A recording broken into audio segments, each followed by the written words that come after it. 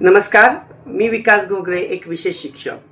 गेले अनेक वर्ष बौद्धिक अक्षम म्हणजेच मतिमंद मुलांसोबत काम करत असताना साधारणतः दोन प्रकारची मुले मला दिसून येतात.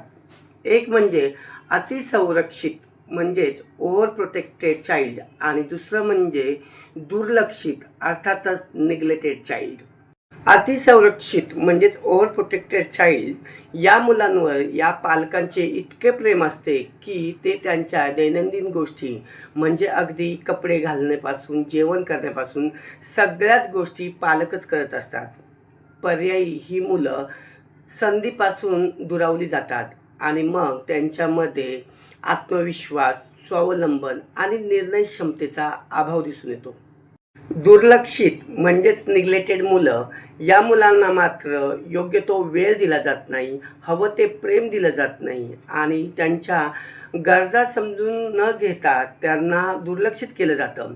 त्यामुळे या मुलांचा विकासाचा वेग मंदावतो आणि ह्या मुलांमध्ये न्यूनगंड तयार होतो. माझ्या मते या दोन्ही टोकाच्या भूमिका मुलाच्या विकासामध्ये अडथळा आणतात. या मुलांना दया नको तर संधी द्या. यांना प्रेमासोबत त्यांना त्यांच्या जबाबदारीची जाणीव करून द्या. तुम्हाला काय वाटतं? या बौद्धिक अक्षम म्हणजेच मतिमंद मुलांना कशा पद्धतीने हाताळायला हवं जेणेकरून त्यांचा जीवनाचा विकास योग्य पद्धतीने होईल आणि ते देखील या समाजाच्या प्रवाहात येऊन एक योग्य नागरिक बनू शकतील? नक्की प्रतिक्रिया द्या. मी तुमच्या प्रतिक्रियांची वाट पाहत आहे. धन्यवाद.